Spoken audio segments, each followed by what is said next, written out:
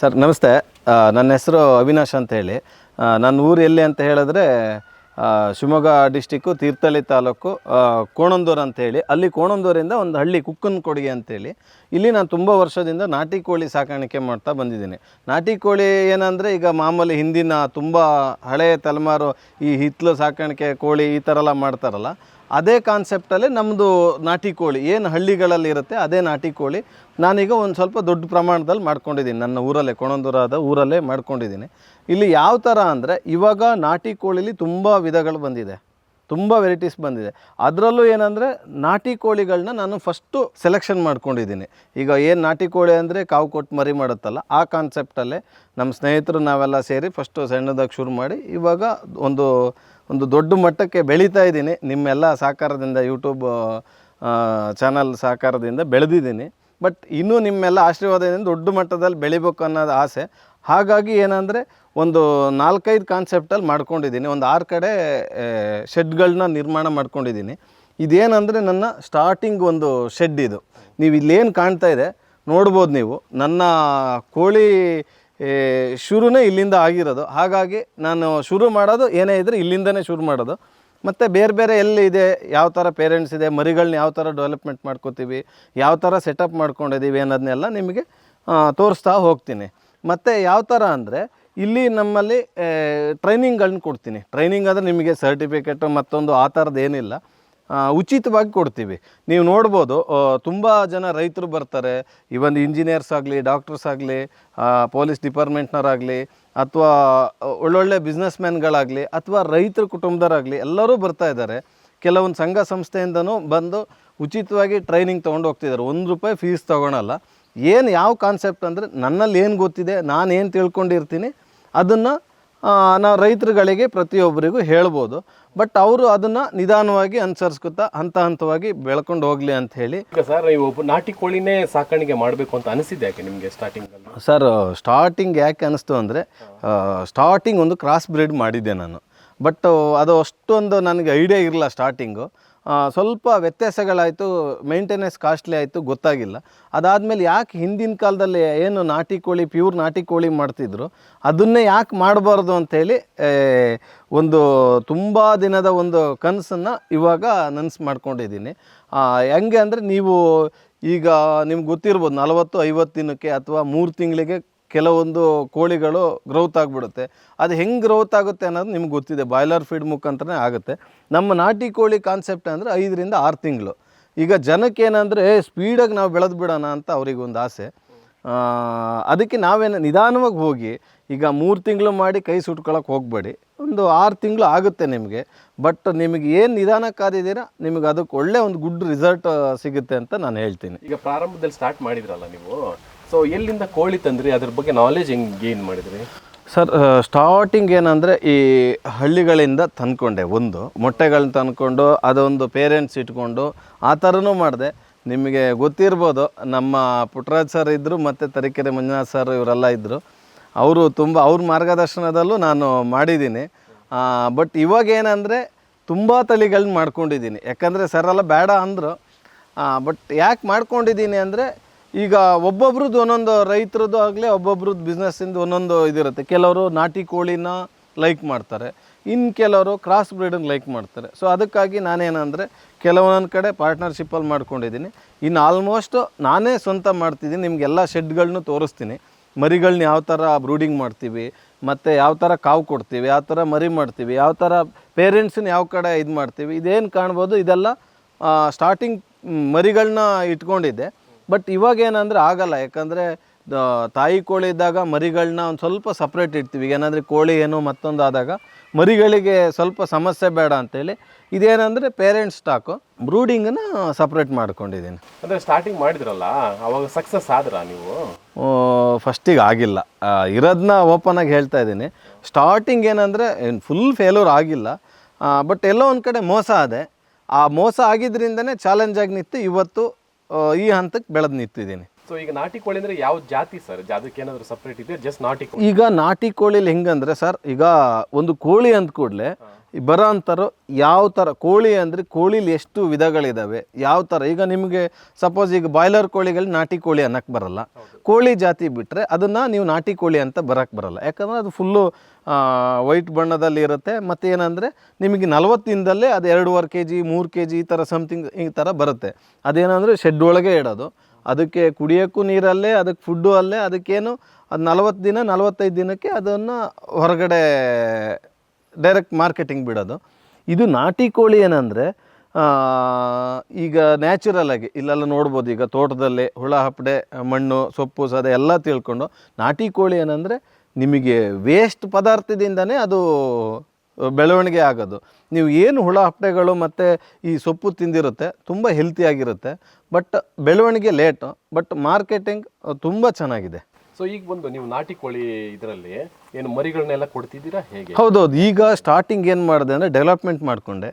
ಅದಾದ ಮೇಲೆ ಇದರಿಂದ ನಾವು ಒಂದು ಸಕ್ಸಸ್ ಕಾಣ್ಬೋದು ಅಂತ ಒಂದು ಸಣ್ಣದಾಗಿ, ನಾನು ಎಲ್ಲೂ ಇನ್ವೆಸ್ಟ್ಮೆಂಟ್ ಮಾಡಿಲ್ಲ. ನೀವು ಈ ಶೆಡ್ಡು ನೋಡ್ಬೋದು, ಕಲ್ಕಂಬಕ್ಕೆ ಒಂದೇ ದುಡ್ಡು ಹಾಕಿರೋದು ಬಿಟ್ಟರೆ, ಮತ್ತು ಈ ಮೆಸ್ಗಳಿಗೆ ಹಾಕಿದ್ದೀನಿ, ಮತ್ತೆಲ್ಲ ಈ ಕಂಬಕ್ಕಷ್ಟೇ. ತುಂಬ ಸಿಂಪಲ್ಲಾಗಿ ನೀವು ಇದು ಒಂದು 18x40 ಇದೆ. ಬಟ್ ಸ್ಟಾರ್ಟಿಂಗ್ ಇದನ್ನು ಶುರು ಮಾಡಿಕೊಂಡೆ. ಯಾಕಂದರೆ ಇದಕ್ಕೆ ತಂದು ಹಾಕಿದ್ದೆ ನಾನು ಕ್ರಾಸ್ ಬ್ರೀಡು, ಆಮೇಲೆ ಪ್ಯೂರಿಟಿ ಮಾಡಿದೆ. ಆಮೇಲೆ ಈಗೇನಂದರೆ ಈಗ ನಾವು ಆಟೋಮೆಟಿಕ್ ಮನುಷ್ಯ ಒಬ್ಬ ಬೆಳೆದಾಗ ಅಂದಮೇಲೆ ಅವನು ಬೇರೆ ಬೇರೆ ಕಾನ್ಸೆಪ್ಟಿಗೆ ಹೋಗೇ ಹೋಗ್ತಾನೆ. ಯಾಕಂದರೆ ಅಷ್ಟು ಡಿಮ್ಯಾಂಡ್ ಇರುತ್ತೆ. ಬಟ್ ಏನು ರೈತರಿಗೆ ಏನು ಹೇಳ್ತೀನಿ, ಒಂದು ಒಳ್ಳೆ ಮಾಹಿತಿ ಏನು ಕೊಡ್ತೀನಿ ಅಂದರೆ, ಆದಷ್ಟು ಪ್ಯೂರ್ ನಾಟಿ ಕಾವು ಕೊಟ್ಟು ಏನು ಮರಿ ಮಾಡ್ತೀವಿ, ಮತ್ತು ಇನ್ಕ್ಯುಬೇಟ್ರ್ ಯೂಸ್ ಮಾಡ್ಬೋದು, ಅದೇನು ತಪ್ಪಿಲ್ಲ, ಮಾಡ್ಬೋದು. ಎಷ್ಟೋ ಜನ ನನಗೂ ಫಸ್ಟ್ ಅನಿಸ್ತಿತ್ತು ಇನ್ಕ್ಯುಬೇಟ್ರಲ್ಲಿ ಮಾಡಬಾರ್ದು ಅಂತ. ಮಾಡ್ಬೋದು. ಸೊ ಈಗ ನಿಮ್ಮ ಹತ್ರ ಮರಿಗಳು ಸಿಗ್ತಾವ ನಾಟಿ ಪ್ಯೂರ್ ನಾಟಿವು? ಹಾಂ, ಸಿಗುತ್ತೆ ಸರ್, ಖಂಡಿತ ಸಿಗುತ್ತೆ. ಬಟ್ ಅಡ್ವಾನ್ಸಾಗೆ ನೀವು ರೈತರು ನಮಗೆ ಬುಕ್ಕಿಂಗ್ ಮಾಡ್ಕೊಬೇಕು. ನೀವು ಬುಕ್ಕಿಂಗ್ ಮಾಡ್ಕೊಳೋದಕ್ಕಿಂತನೂ ಫಸ್ಟ್ ಯೋಚನೆ ಮಾಡಿ, ನೀವು ಯಾವ ಥರ ನಾನು ಕೋಳಿಗಳನ್ನ ಸಾಕಕ್ಕೆ ನಾನು ಅರ್ಹ ಇದ್ದೀನೋ, ಈ ಇಂಟ್ರೆಸ್ಟು ನನಗೆ ಕೊನೆ ತನಕ ಇರುತ್ತೋ, ಒಂದು ಚಿಕ್ಕದಾಗಿ ಒಂದು ಶೆಡ್ ಮಾಡ್ಕೊಳ್ಳಿ. ಶೆಡ್ ಮಾಡ್ಕೊಂಡು ನೆಕ್ಸ್ಟು ನಮ್ಮ ಹತ್ರ ಒಂದಿನ ಬಂದು ಮಾತಾಡ್ಕೊಂಡು ಹೋಗಿ. ನೀವೀಗ ವ್ಯವಹಾರ ಮಾಡ್ತೀರ ಅಂದರೆ 50,000 1 ಲಕ್ಷ ಹಾಕೋದು ಕಾಮನ್ನು. ಜಸ್ಟ್ ಒಂದು 2,000 ಖರ್ಚಾಗ್ಬೋದು ನಿಮ್ಮ ಊರಿಂದ ಬರೋದಕ್ಕೆ, ದೂರದಿಂದ ಬರೋದಕ್ಕೆ.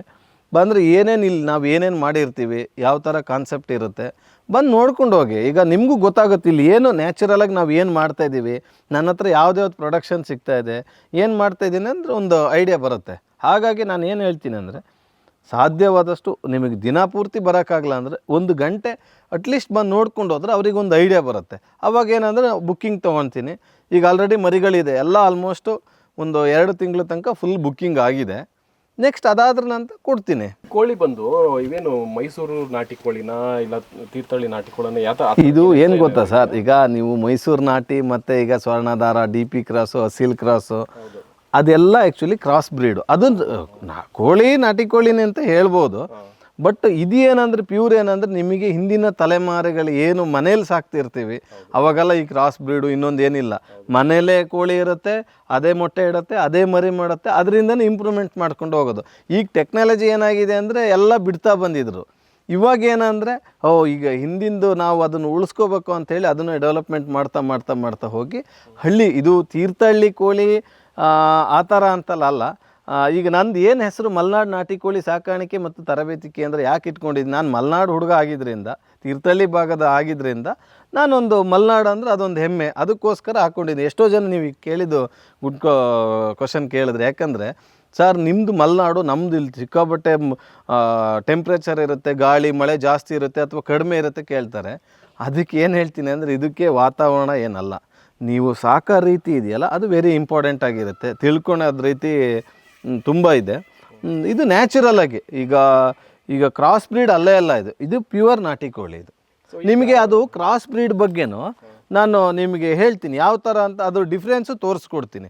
ಯಾವುದು ಮೈಸೂರು ನಾಟಿ, ಯಾವುದು ಕ್ರಾಸ್ ಬ್ರೀಡು, ಯಾವುದು ನಮ್ಮದು ಪ್ಯೂರ್ ನಾಟಿ ಅನ್ನೋದನ್ನ ನಿಮ್ಗೆ ಹೇಳ್ಕೊಡ್ತೀನಿ. ಸೊ ಈಗ ನಾಟಿ ಕೋಳಿನೇ ಈಗ ನಾನು ಸಾಕಾಣಿಕೆ ಮಾಡಿಕೊಂಡು ಒಂದು ಆದಾಯ ಅಂತ ಯಾವ ರೀತಿ ನಾನು ಗೇನ್ ಮಾಡೋಕ್ಕಾಗುತ್ತೆ? ತಿಂಗಳಾಗಲಿ 3 ತಿಂಗಳಾಗಲಿ ಈ ಥರ ಆದಾಯ ಮಾಡ್ಕೋಬೇಕಂದ್ರೆ? ಖಂಡಿತ ಒಳ್ಳೆಯ ಕ್ವಶನ್ ಇದು. ಇನ್ನೊಂದು ಏನಂದ್ರೆ ನೋಡಿ ಸರ್, ನಾನೇನು ಹೇಳ್ತೀನಿ ಅಂದರೆ, ನಮ್ಮದು ಆ್ಯಕ್ಚುಲಿ ಸಣ್ಣ ಪುಟ್ಟ ಬಿಸ್ನೆಸ್ಸು ಇದು ನಾವೇ ಏನೋ ಒಂದು ಬಿಸ್ನೆಸ್ ಎಲ್ಲದರಲ್ಲೂ ಇದ್ವಿ. ಮತ್ತು ನಮ್ಮದು ಜಮೀನು ಮತ್ತೊಂದು ಇನ್ನೊಂದು ಎಲ್ಲದೂ ಇದೆ.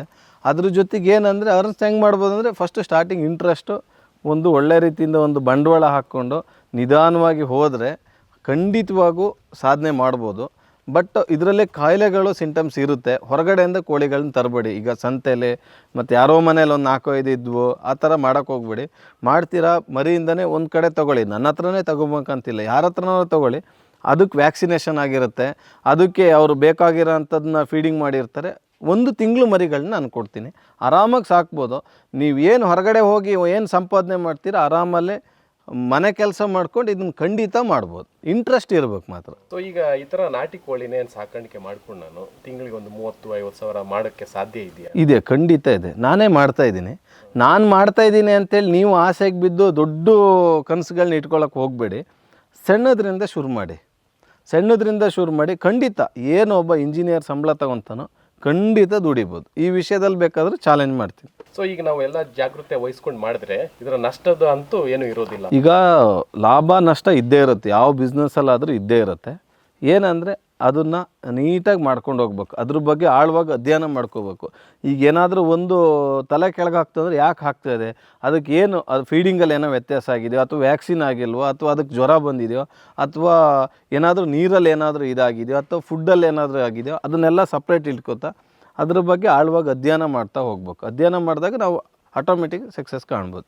ನಾಟಿ ಕೋಳಿಗೆ ಒಂದು ಸೆಟಪ್ ಮಾಡ್ಕೋಬೇಕಂದ್ರೆ ಸೊ ಯಾವ ರೀತಿ ಮಾಡ್ಕೋಬೇಕು ಸರ್? ಫಸ್ಟು ಏನು ಹೇಳ್ತೀನಿ ಅಂದರೆ ರೈತರಿಗೆ ಏನು ಹೇಳ್ತೀನಿ ಅಂದರೆ, ಫಸ್ಟು ಒಂದು ನಿಮ್ಮ ಬಂಡವಾಳ ಎಷ್ಟಿದೆ ಅದ್ರ ಜೊತೆಗೆ ನಾನೊಂದು ಶೆಡ್ ನಿರ್ಮಾಣ ಮಾಡ್ಕೊಬೇಕು.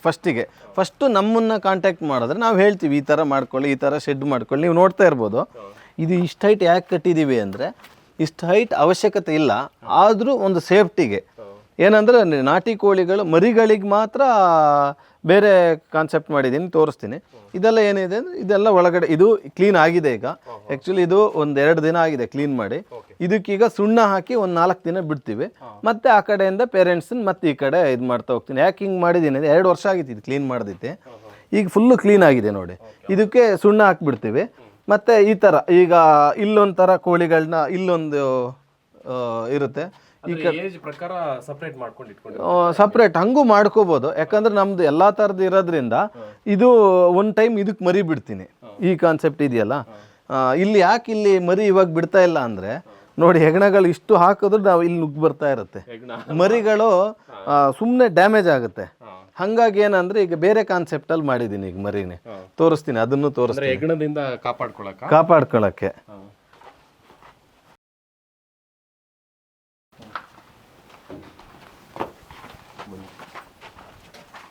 ಇದೇನಂದರೆ ಇದು ಮರಿ ಬಿಡೋದಕ್ಕೆ ಪೇರೆಂಟ್ಸ್ ಆ ಕಡೆ ಇರುತ್ತೆ, ಇದು ಮರಿ ಬಿಡೋದಕ್ಕೆ ಸೇಫ್ಟಿ ಇರುತ್ತೆ. ಇಲ್ಲಿ ಯಾವುದೇ ಥರದ ಹೆಗಣ ಇಲಿಗಳು ಬರಲ್ಲ. ಮತ್ತು ಇನ್ನೊಂದು ಏನು ಹೇಳ್ತೀನಿ ಅಂದರೆ, ಎಷ್ಟೋ ಜನ ಮಣ್ಣಲ್ಲಿ ಇರಲಿ ಕೋಳಿ ಅಂತೀವಿ, ಕ್ಲೀನ್ ಮಾಡೋದಕ್ಕೆ ಮತ್ತೊಂದೇ ಕೋಳಿಗಳಿಗೆ ಒಳ್ಳೆಯದು. ಎಷ್ಟೋ ಜನ ಕಾಂಕ್ರೀಟ್ ಮಾಡಿಬಿಡ್ತಾರೆ. ಈಗ ನಾವು ಮಾಡ್ಕೊಂಡಿದ್ದೀವಿ ಕಾಂಕ್ರೀಟ್ನ, ಇಲ್ಲ ಅಂತ ಹೇಳಲ್ಲ.